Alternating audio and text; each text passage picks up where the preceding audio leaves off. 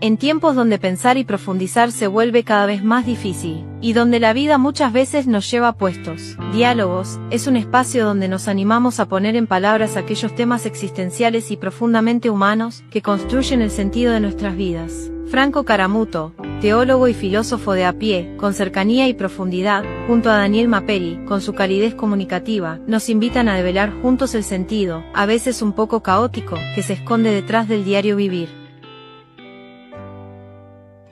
Diálogos es una idea de Franco Caramuto, producida y realizada por Blend Streaming TV. ¿Qué tal? ¿Cómo les va? Bueno, comenzamos. Diálogos con Franco Caramuto.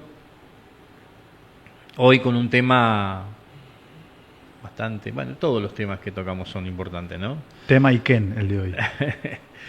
Pero hoy vamos a hablar un poco qué es realmente la manipulación afectiva, el narcisismo, sus características. ¿Cómo está, Franco? Bien, como siempre, primero, antes de abordar un tema tan delicado y tan difícil, es un placer compartir este espacio. Eso es lo que quiero decir.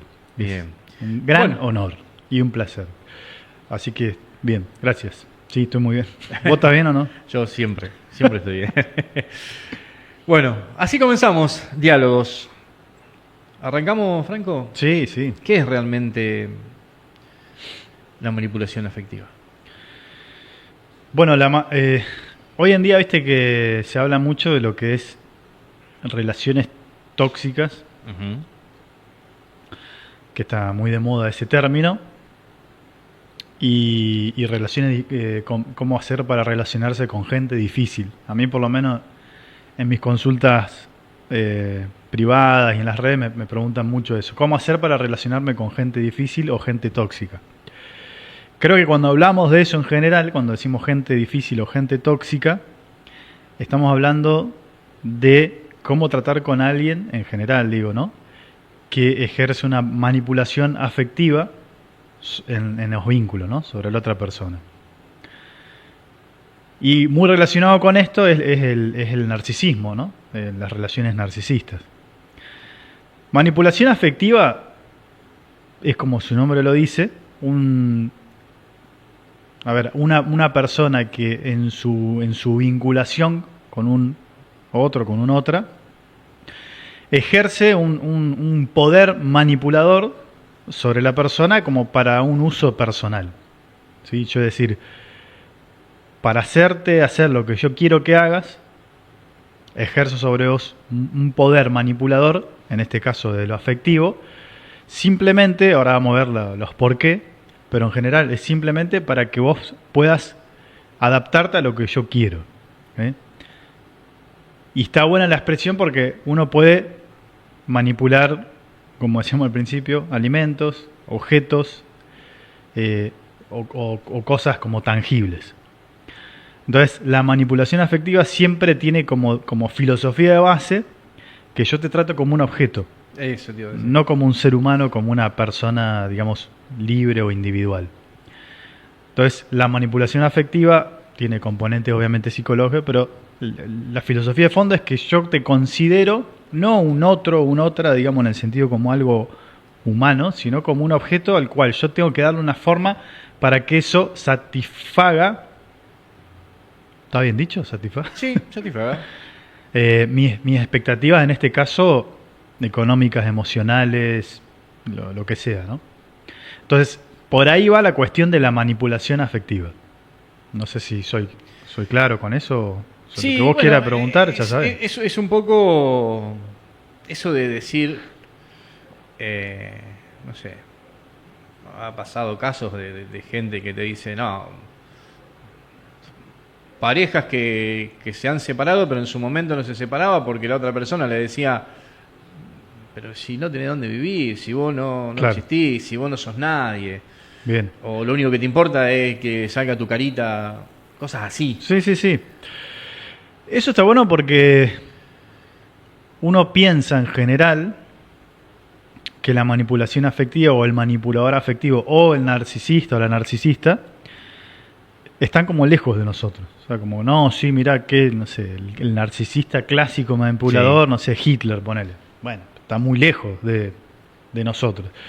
Pero en general, y después vamos a hablar un poco también de lo que nos atañe a nivel personal, estamos muy cerca de ser manipulados afectivamente o relacionarnos con personas o personalidades narcisistas. Está muy cerca nuestro. En general lo podemos encontrar en una relación de pareja, como bien dijiste vos. Lo podemos encontrar en una relación laboral, en una relación entre amigos, entre pares, en una relación familiar, hermano, hermana, padre o madre. Es decir, todo lo que tenga que ver con el mundo de las relaciones, en todo el mundo relacional, siempre corremos el riesgo de estar vinculándonos desde la manipulación afectiva o con una personalidad narcisista.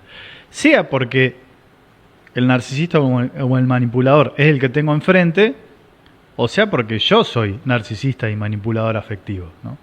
Y que ahí para mí está como el gran aporte, por lo menos de este podcast y este programa de hoy, del episodio de hoy, es que vamos a hablar un poco de lo que se suele hablar, las características de la manipulación afectiva, narcisista, pero también para reflejarnos nosotros.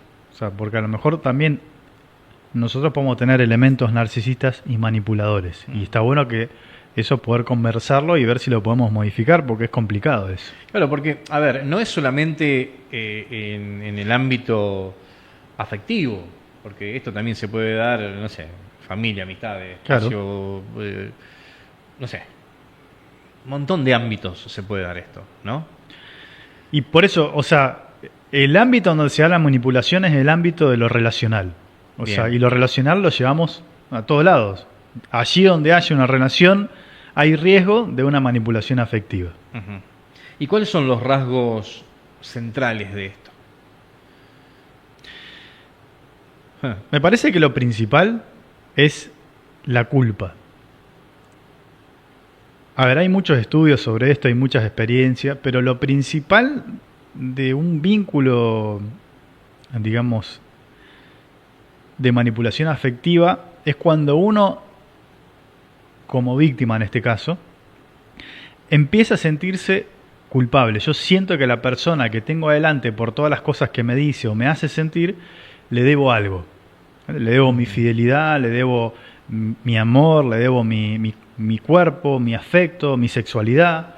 Es decir, cuando empiezo a sentir que le debo algo a alguien con el que me relaciono, en este caso más o menos cotidianamente, significa que está ejerciendo ya de alguna manera un grado de manipulación. No sé si un grado elevado o mínimo, pero cuando yo siento culpa y mi relación con el que tengo adelante, esto está buena la palabra, no es gratuita, no es genuina, es decir, que yo te doy porque no es porque te debo algo, sino porque me brota del corazón devolverte un favor, pero no porque sienta que lo tenga que hacer porque mirá, le debo a esta. Ahí podríamos hablar de que es una relación saludable, pero mientras yo sienta culpa y sienta que le debo algo a alguien, aunque sea mis viejos, a veces yo digo no, porque yo a mi papá y a mi mamá le debo tal cosa, le debo esto, yo lo escucho muchísimo y pasa mucho, y los respeto porque le debo esto y le debo aquello. Una cosa es el respeto y honrar como dice las escrituras, a padre y madre, y otra cosa es la culpa. Vos a tus padres no, y te lo digo a vos, no le debes absolutamente nada. Es más, ni siquiera le debes la vida, porque es una cuestión que ellos eligieron. Nuestros padres eligieron tenernos de manera libre.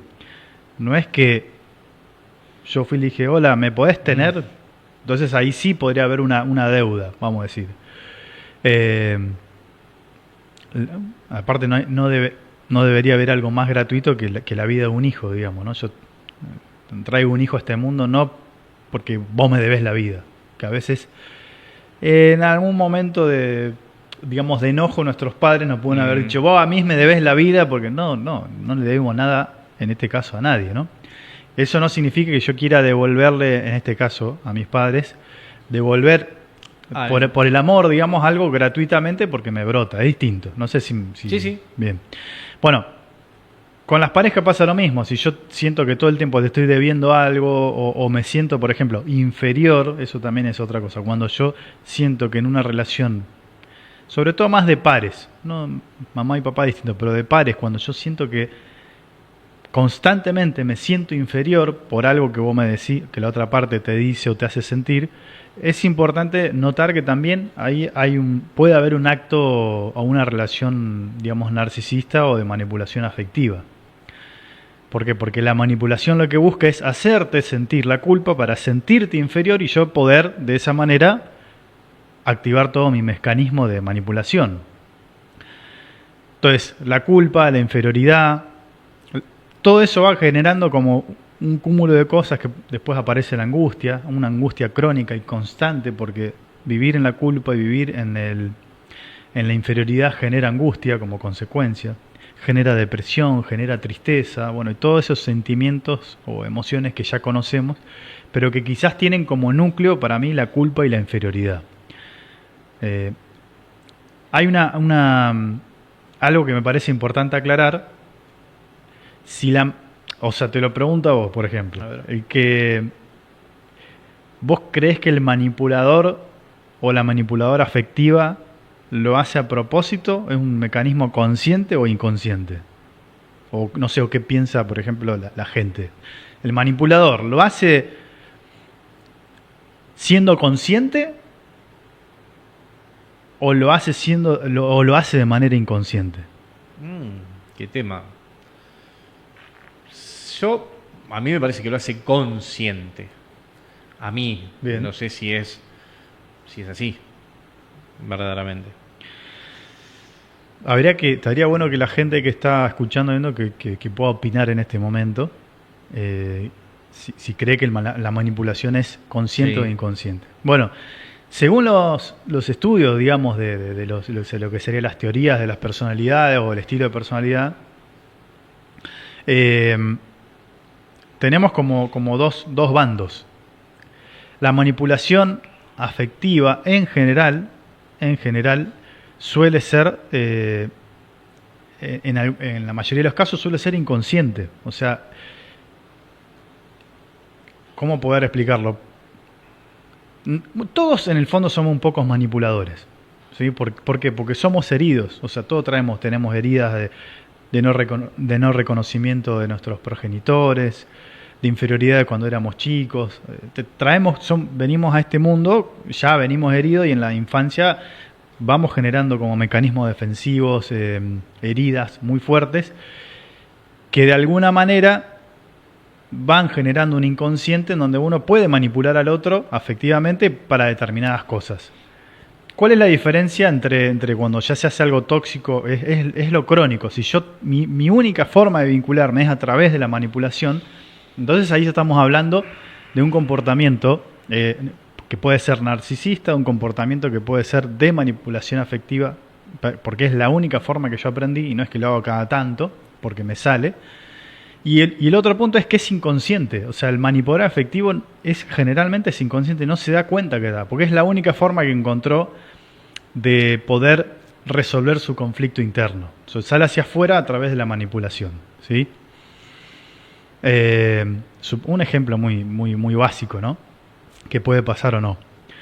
Yo, no sé, una persona de chico, mis padres me trabajaban todo el día y no me prestaban atención. Uh-huh. Bien. Entonces, tal vez si yo no resuelvo eso, de grande lo que voy a hacer es buscar en la persona que tengo al lado todo el tiempo la aprobación y que me apruebe, que me admire, que me cuide, que me proteja como no lo hicieron mis padres. Es una proyección, sería, ¿no?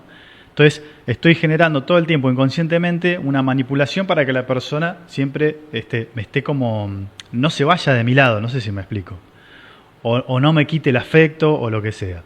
Eso es inconsciente y puede ser un comportamiento totalmente manipulador, pero que la persona lo hace como fruto de su mundo herido, ¿sí? Uh-huh. Y por otro lado, tenemos un estilo de personalidad que en algunos casos ya es una perversión de la persona, una deformación, sí, de la personalidad o una patología, que es el perverso. Perverso, narcisista es un estilo de personalidad y la perversión ya es una patología directamente. No así el narcisismo. A veces la persona narcisista es un estilo de personalidad que algunos profesionales creen que es una patología y otros no, que es simplemente un estilo de personalidad inmaduro, pero lo es. Y ahora, si lo que no es lo que sí o sí es una patología es la perversión. La perversión es cuando yo disfruto conscientemente de hacerte sentir inferior, es decir, del dolor ajeno. Yo disfruto hacerte sentir mal, hacerte sentir culpa, hacerte sentir inferior, generarte un daño, ¿no? Todo el mundo de los abusos, por ejemplo, los abusadores en general son perversos, digamos, disfrutan del dolor. Después hay una discusión más académica que es, bueno, sigue siendo inconsciente, sigue siendo consciente. Bueno, hay distintas posturas, pero en general, para hablar más así como más y de forma en síntesis, la manipulación afectiva puede ser una manifestación de la personalidad herida, es inconsciente. Ahora, la perversión ya tiene que ver con actos conscientes. Yo decido ser, de alguna manera, hacerte sentir dolor, ¿sí? Hay como una elección consciente. Lo vuelvo a repetir porque acá puede haber como cierta discusión o polémica.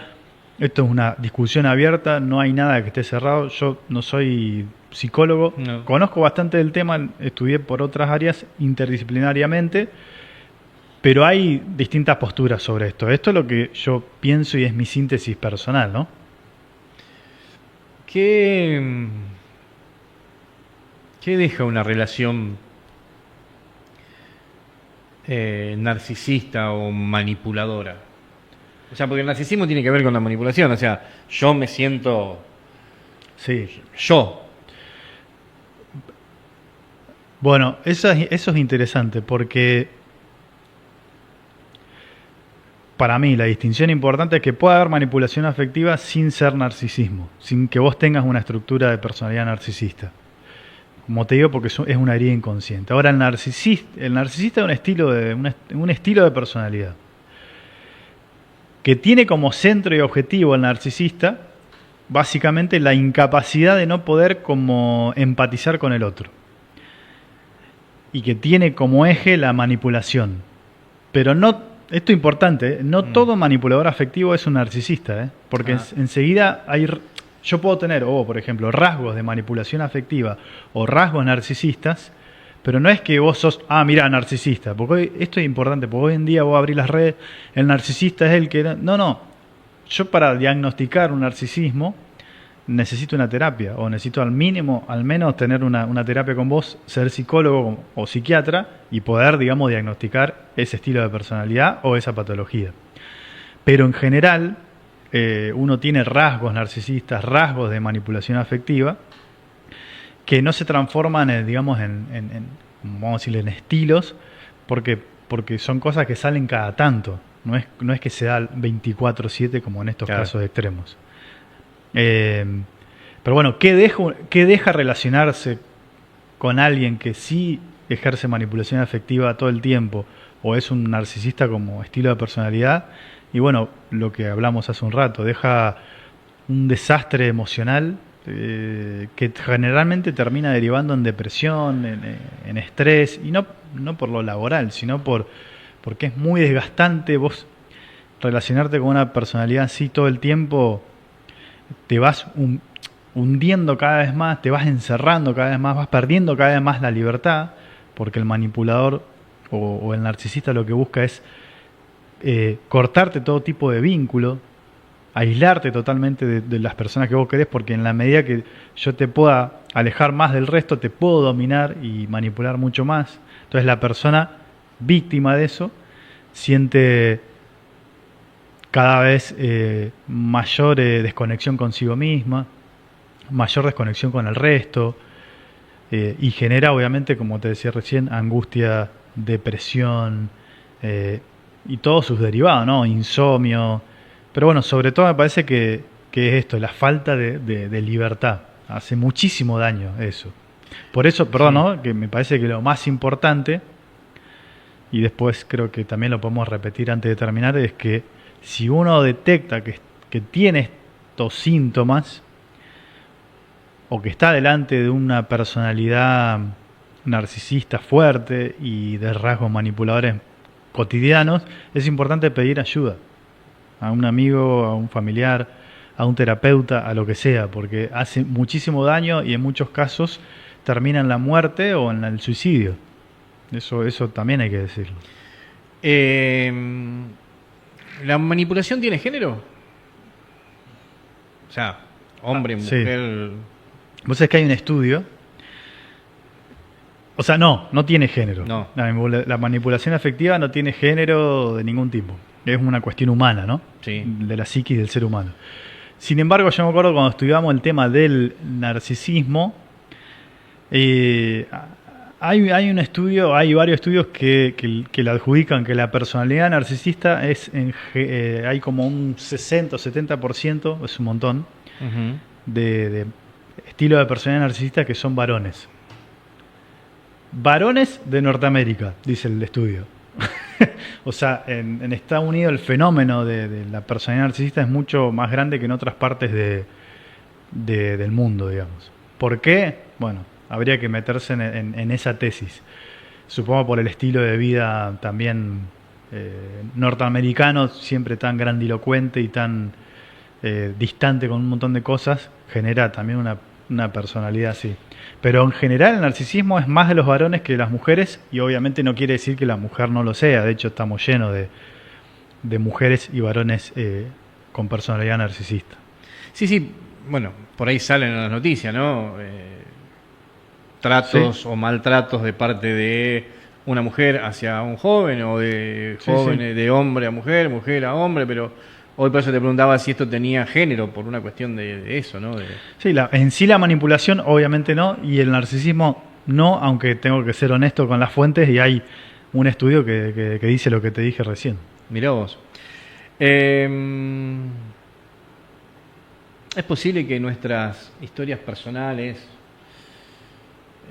nuestras heridas, nuestras necesidades de aprobación nos hagan más vulnerables a esto, a este tipo Sí, de vínculos. sí, está perfecto. Eso que decís es genial, porque allí donde hay un manipulador también siempre hay una persona que de alguna manera, vamos a decirlo crudamente, se deja manipular, y ahora voy a sacarlo crudo, que es propensa a ser manipulada. No es que, qué lindo, yo me voy a dejar manipular, no, porque son cuestiones inconscientes.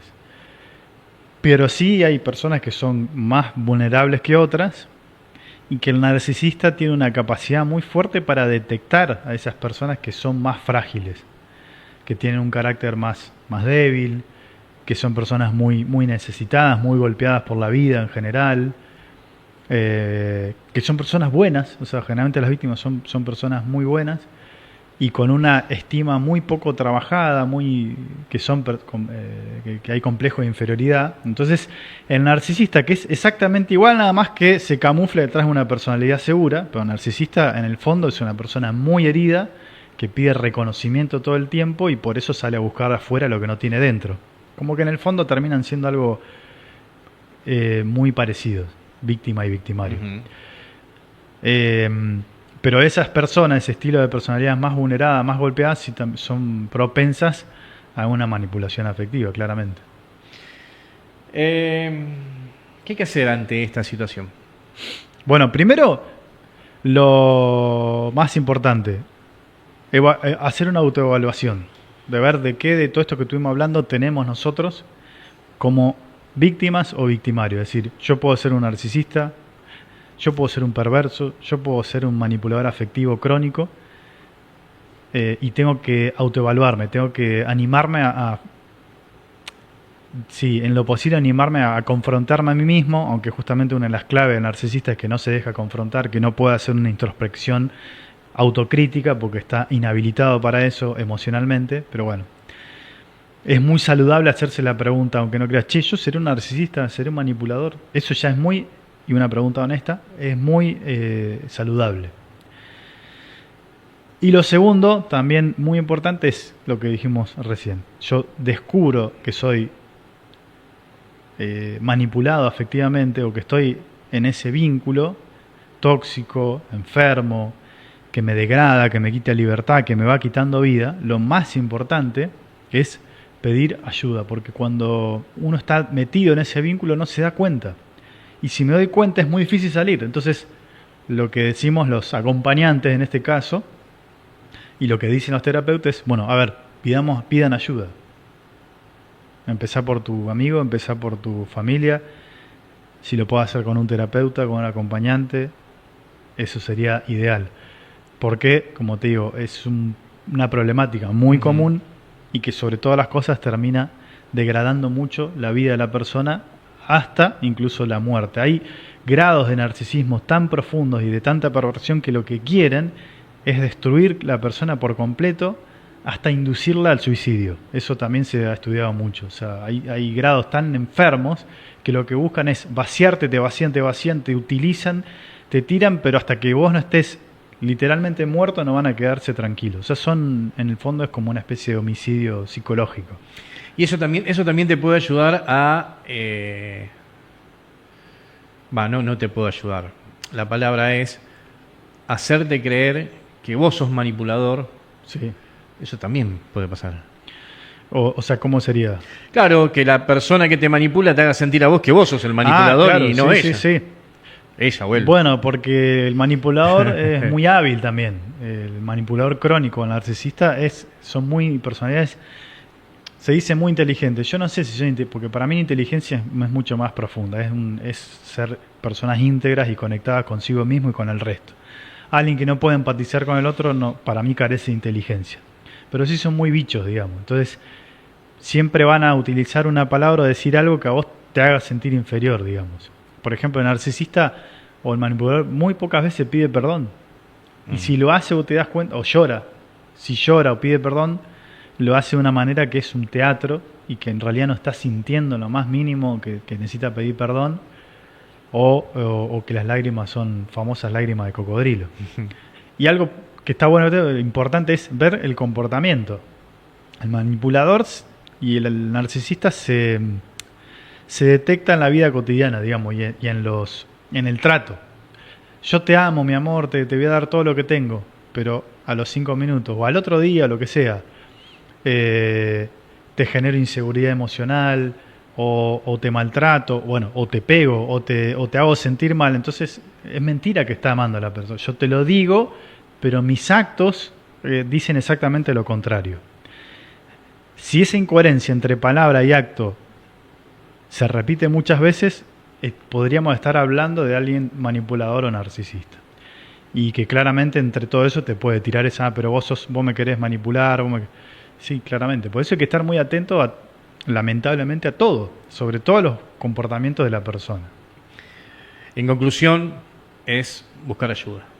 Buscar ayuda, que como siempre en casi todos los podcasts de esto hablamos, es informarse sobre el tema, escuchar sobre esto, cosas que están más o menos habilitadas, ¿no? Cualquier cosa, porque hoy en día va a abrir, cualquiera te dice sobre esto. Bueno, ni siquiera esto es una opinión más, no es la verdad, pero creo que puede ayudar porque tiene una base que no es un chamullo. Y pedir ayuda, claramente. Tema, ¿eh? Podemos seguir después en otros. Sí, terminamos, apagamos las cámaras y seguimos. Sí. Esto es Diálogos con Franco Caramuto. Franco, muchísimas gracias. Nos vemos la próxima. Nos vemos la próxima.